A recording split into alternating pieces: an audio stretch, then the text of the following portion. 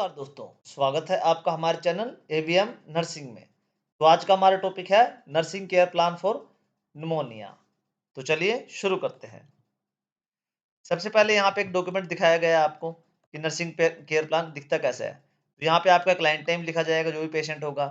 यहाँ पे नर्सिंग जो भी केयर प्लान को इनिशिएट करेगा नर्स का नाम लिखा जाएगा। यहाँ पे डेट लिखी जाएगी जो भी एडमिट जिस डेट पे पेशेंट एडमिट हुआ है ना, तो उस डेट का यहाँ पे नाम लिखा जाएगा। उसके बाद ये जो डॉक्यूमेंट है यहाँ पे 6 कॉलम लिए हुए हैं हमने। ठीक है, वैसे 4 या 5 कॉलम भी ले सकते हैं, बट स्टूडेंट को समझाने के पर्सपेक्टिव से हमने यहाँ पे क्या लिखा हुआ है, 6 कॉलम्स लिए हुए हैं। तो सबसे पहले आता है असेसमेंट। असेसमेंट में क्या है, जो भी पेशेंट को देख के असेस कर रहे हैं ना, जो भी नर्स असेस कर रही है, उसको हम लिखेंगे असेसमेंट में। ठीक है, उसके बाद है नर्सिंग डायग्नोस। अब नर्स ने जो भी उसको असेस करके ऑब्जर्व करके जो भी डेटा निकाला ना, किसी में लिखा जाएगा नर्सिंग डायग्नोसिस में। ठीक है, उसके बाद गोल और आउटकम्स लिखे जाएंगे कि हमारा क्या टारगेट है, कैसे ठीक करना है, क्या क्या उसमें रहेगा। नर्सिंग इंटरवेंशन में क्या हम प्लानिंग लिखेंगे कि क्या क्या दवाई देनी है उसको, क्या क्या उसको टेक्निक बतानी है, कैसे उसको एजुकेट करना है। रैशनल्स में लिखेंगे हम क्यों ये जो भी यहाँ पे इंटरवेंशन किए गए ना, ये क्यों किए गए हैं। यहाँ पे वाई आता है आपका।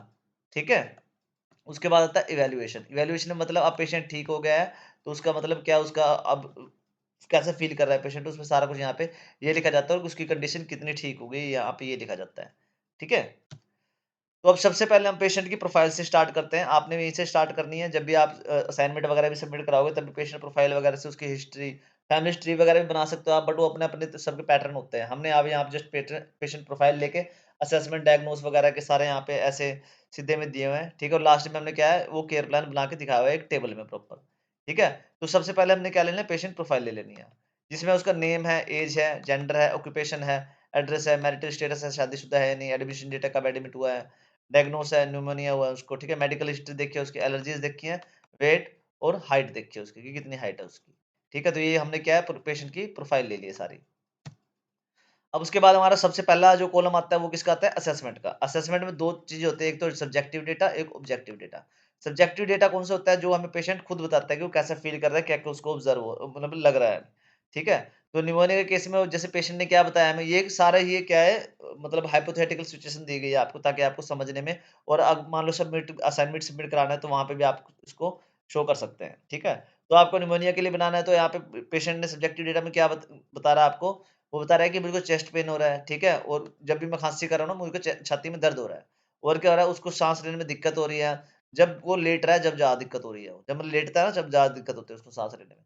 और उसको क्या लग रहा है कि थका हुआ फील हो रहा है और काफी कमजोरी फील हो रही है उसको। अब उसके बाद ऑब्जेक्टिव डेटा। ऑब्जेक्टिव डेटा जो नर्स खुद ऑब्जर्व करते हैं उसको पेशेंट को देख के।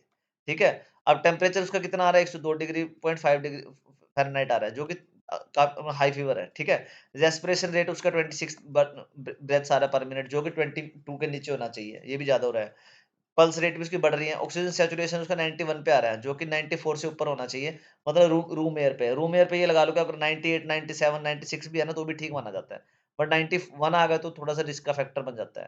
कफ आ रहा है उसका येलोइश पैटर्न से जैसा। ठीक है, बलगम जो भी आ रहा है ना उसकी खांसी करते हुए, तो उसको कह रहे हैं येलो टाइप की बलगम सी आ रही है। क्रैकलिंग साउंड आ रहा है इन लंग्स ड्यूरिंग ऑस्कुलेशन। ठीक है, इसमें क्या होता है कि जब भी आप वो स्टेथोस्कोप वगैरह लगा के देख रहे हैं ना तो उसकी छाती में ना क्या क्रैकिंग साउंड आ रहा है उसके फेफड़ों में से। ठीक है, तो ये हो गए सारे आपके सब्जेक्टिव और ऑब्जेक्टिव डेटा जो कि असेसमेंट में आते हैं। अब सब्जेक्टिव और ऑब्जेक्टिव डेटा का कंबाइन करके अगर बनाते हैं ना तो फिर बनते हैं हमारे नर्सिंग डायग्नोसिस, कि नर्स को देख के उसने क्या डायग्नोस निकाला वहां से। तो क्या हो रहा है, क्या बता रही है हमारे नर्स की, लिख रहे हैं इसमें कि इम्पेयर्ड गैस एक्सचेंज हो रहा है, जो गैस एक्सचेंज हो रहा है ना, ऑक्सीजन अंदर बाहर आ रही है, वो क्या हो रही है, काफी दिक्कत हो रही है उसमें, इम्पेयर्ड है, वो खराब है। वो किस वजह से रिलेटेड टू लंग इन्फेक्शन, वो किससे हो रही है, लंग इन्फेक्शन की वजह से हो रही है। उसके बाद आता है इन्फेक्टिव एयरवे क्लियरेंस हो रहा है उसका ड्यू टू थिक म्यूकस। अब क्योंकि उसके मोटी जो बलगम है ना वो जम गई है, तो उसको क्या है, जो एयरवे का जो क्लियरेंस है ना वो भी काफी इनफेक्टिव सा हो गया उसका। और क्या हो रहा है, उसको फटीग और ये काफी थकावट सी फील हो रही है, क्योंकि इन्फेक्शन भी है उसके, और ऑक्सीजन की सप्लाई सब जगह जा नहीं रही है, क्योंकि सांस लेने में दिक्कत हो रही है ना, ऑक्सीजन की सप्लाई जा नहीं रही है, तो उसको क्या हो रही है, फटीग भी काफी फील हो रही है। उसके बाद नॉलेज भी नहीं है उसको इतनी खास, जैसे रिलेटेड टू डिसीज डिसीज के बारे में उसको इतनी नॉलेज भी नहीं है, जो उसको बीमारी हुई है उसकी मैनेजमेंट के बारे में इतना नहीं पता है। ये हमने क्या है, उसको पेशेंट को सारा ऑब्जर्व वगैरह करके डेटा निकाला है नर्सिंग डायग्नोस में डालने के लिए। ठीक है, उसके बाद आता है हमारे की गोल्स कौन-कौन से बनाएँगे अब, कि क्या-क्या हमने उसमें 2 गोल बनाते हैं हम, शॉर्ट टर्म गोल बनाते हैं और लॉन्ग टर्म गोल बनाते हैं, कि पेशेंट को हम क्या उम्मीद कर रहे हैं कि क्या कुछ कर पाएँगे हम पेशेंट के साथ ठीक करने के लिए उसको। ठीक है, तो सबसे पहले हमारा टारगेट क्या है कि उसका जो ऑक्सीजन लेवल है ना 94.4% क्या अब ऊपर चला जाए। एटलीस्ट इतना तो शॉर्ट टर्म गोल जो हमने बनाया, क्योंकि 91 पे तो उसको थोड़ी क्रिटिकल भी केस जा सकता है उसका। ठीक है? उसके बाद हमने क्या किया कि पेशेंट क्या करेगा, उसकी कफ लेस हो जाए और जो छाती का दर्द है ना, वो भी 3 अगले आने वाले 3 दिन में वो बिल्कुल ही मतलब बिल्कुल तो नहीं, काफ़ी कम हो जाए, मतलब ये कह सकते हैं हम, ठीक है? और जो लॉन्ग टर्म गोल हमने क्या रखा है कि पेशेंट बिल्कुल नॉर्मल ब्रीथिंग सिचुएशन में आ जाए, उसकी एनर्जी लेवल भी बिल्कुल ठीक हो जाए। और क्या करें, पेशेंट अंडरस्टैंड कर पाए कि आगे से प्रिवेंट कैसे करना है लंग इन्फेक्शन वगैरह को, तो पेशेंट को एजुकेशन भी हो जाए, ये हमने लॉन्ग टर्म गोल बनाया है। अब उसके बाद आता है हमारा इंटरवेंशंस। अब इंटरवेंशन क्या होता है, प्लानिंग है कि आप पेशेंट को क्या-क्या चीज़ें देनी है, क्या-क्या उसको गाइड करना है, क्या उसके लिए साथ हमने मतलब उपचार करने हैं उसके। ठीक है? उसमें क्या होता है, मॉनिटरिंग करनी है उसकी, किसकी रेस्पिरेशन रेट की, रेस्पिरेटरी रेट की, ऑक्सीजन सैचुरेशन की, जो ऑक्सीजन लेवल है उसकी, या टेम्परेचर की रेगुलरली क्या करना है, हमने मॉनिटर करना है कि कितना जा रहा है, कितना नहीं जा रहा। ऑक्सीजन देनी है, उसका एसपीओ2 लेवल क्या ऑक्सीजन लेवल क्या है, 94 से नीचे जा रहा है तो उसको ऑक्सीजन सप्लाई हमने प्रोवाइड करनी है। अभी 91 है तो उसको ऑक्सीजन सप्लाई फटाफट से उसको प्रोवाइड कर देनी है। एडमिनिस्टर करना है, एंटीबायोटिक देनी है उसको, जो फीवर के लिए मेडिसिन देनी है, ठीक है? जो कि डॉक्टर ने प्रिस्क्राइब करी है, जो भी डॉक्टर ने प्रिस्क्राइब करी है ना, उसके हिसाब से आपने उसको क्या करना है, मेडिसिन देनी है। और क्या करना है, हेल्प करना है पेशेंट को उठते टाइम पे, जब खांसी हो रही है ना, और एनकरेज करना उसको डीप ब्रीथिंग के लिए। मतलब जब खांसी होती है ना पेशेंट को, तो उसको उठा के खांसी करवानी है बैठा के, और एनकरेज करना कि आप डीप ब्रीथिंग वगैरह की प्रैक्टिस कीजिए। टीच करना उसको किसके लिए कि आपको ये एंटीबायोटिक का जो कोर्स है ना फुल करना चाहिए, पूरा करना होगा आपको, और अवॉइड करनी है आपने ठंडी है हवा। कहीं पे भी ठंडी हवा आ रही है तो उस चीज़ को आपने अवॉइड करना है, एसी वगैरह नहीं ऑन करना है। अब उसके बाद आता है रैशनल्स। अब जो भी हमने वहाँ पे इंटरवेंशन में प्लानिंग की है ना, वो क्यों की है? यहाँ पे रैशनल्स में लिखा जाता है वो। उसमें क्या है कि मॉनिटरिंग हमने क्यों कर रहे हैं, ताकि उसकी प्रोग्रेस को देखा जा सके कि ठीक हो रहा है, नहीं हो रहा है, और अगर ठीक नहीं हो रहा है तो अलर्ट भी हो सके कि कंडीशन अगर वर्स होते हैं तो उसके लिए हम पहले से अलर्ट हो सकें। उसके बाद क्या है, ऑक्सीजन क्या करती है, हेल्प करती है। ऑक्सीजन जो दे रहे हैं हम उसको, क्या हेल्प कर रही है वो, उसकी ब्रीथिंग में, और रिड्यूस कर रही है उसकी स्ट्रेन को लंग्स में। जो क्योंकि ऑक्सीजन अगर सीधा डायरेक्ट दी जा रही है तो उसके लंग्स पे क्या है, इफेक्ट कम पड़ रहा है, उसको प्रेशर स्ट्रेस कम पड़ रही है, स्ट्रेन भी कम पड़ रहा है लंग्स पे। ठीक है? मेडिसिन दी जा रही है ताकि इन्फेक्शन से फाइट की जा सके और फीवर को क्या करा जा सके, कम किया जा सके। अपराइट पोज़ीशन पे उसको बिठा रहे हैं बार-बार उस चीज़ के लिए, ताकि उसकी म्यूकस है जो बलगम, वो अच्छी तरह से क्लियर हो सके, और उसके लंग भी खुल सके, बिल्कुल फेफड़े जो खुले तरीके से साँस ले सके। एजुकेट करा जा रहा है, इसलिए किया जा रहा है ताकि वो आगे से रिलैप्स ना कर पाए, और प्रॉपर से रिकवरी को क्या करे, हेल्प मिले उसको। अब इवैल्यूएशन क्या निकाला हमने यहाँ से कि क्या हमें अब रिजल्ट मिले हैं सब कुछ करने के बाद। तो ऑक्सीजन लेवल क्या है पेशेंट के, अब 96% आ गए हैं, जो कि ठीक ही माने जाते हैं।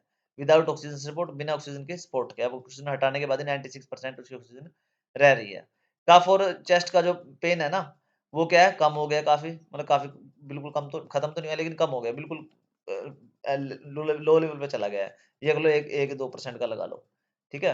उसके बाद क्या, पेशेंट क्या कंफर्टेबली ब्रीथ कर पा रहा है, और वो क्या है छोटे-छोटे डिस्टेंस पे वो क्या कर रहा है, जा भी पा रहा है, चल भी पा रहा है आराम से। पेशेंट समझ पा रहा है इस चीज़ को कि रेस्ट की कितनी इंपॉर्टेंस है और मेडिकेशन की कितनी इंपॉर्टेंस है, और अब इन्फेक्शन को अवॉइड करने की कितनी इंपॉर्टेंस है, अब वो इस बारे में भी एजुकेट हो चुका है। तो यहाँ पे लास्ट में हमने ये क्या बनाया हुआ है, ये नर्सिंग केयर प्लान। जैसे हमने ऊपर जो हमने आपको डॉक्यूमेंट दिया था, उसमें डायग्नोस ये होगी, गोल्स ये होगी, इंटरवेंशन ये होगी, रैशनल्स ये होगे, इवैल्यूएशन ये होगे। जो भी डेटा हमने आपको समझाया ना, वो सारे यहाँ पे ऐसे लिखना है आपने, अलग-अलग कॉलम में, ठीक है? इस टाइप से। तो ये आपका पूरा हो गया नर्सिंग केयर केयर प्लान। आप इसको एज़ इट इज़ भी वहाँ पे सीधा यहाँ से लिख सकते हैं। ठीक है? तो okay guys, thanks for watching. Please like, share and subscribe ABM nursing. अगर किसी को नोट्स चाहिए हो भाई, उसकी पीडीएफ या पीपीटी चाहिए, तो भाई ये पेड नोट्स हैं। ये आपको मैं डिस्क्रिप्शन में अपना नंबर दे दूँगा। व्हाट्सएप में आप मेरे से माँग सकते हैं, ठीक है? तो हाँ, और कोई और वीडियो बनानी हो, आप किसी और नर्सिंग केयर प्लान पे वीडियो बनानी है, तो प्लीज़ आप वो मेरे को कमेंट करके बता सकते हैं।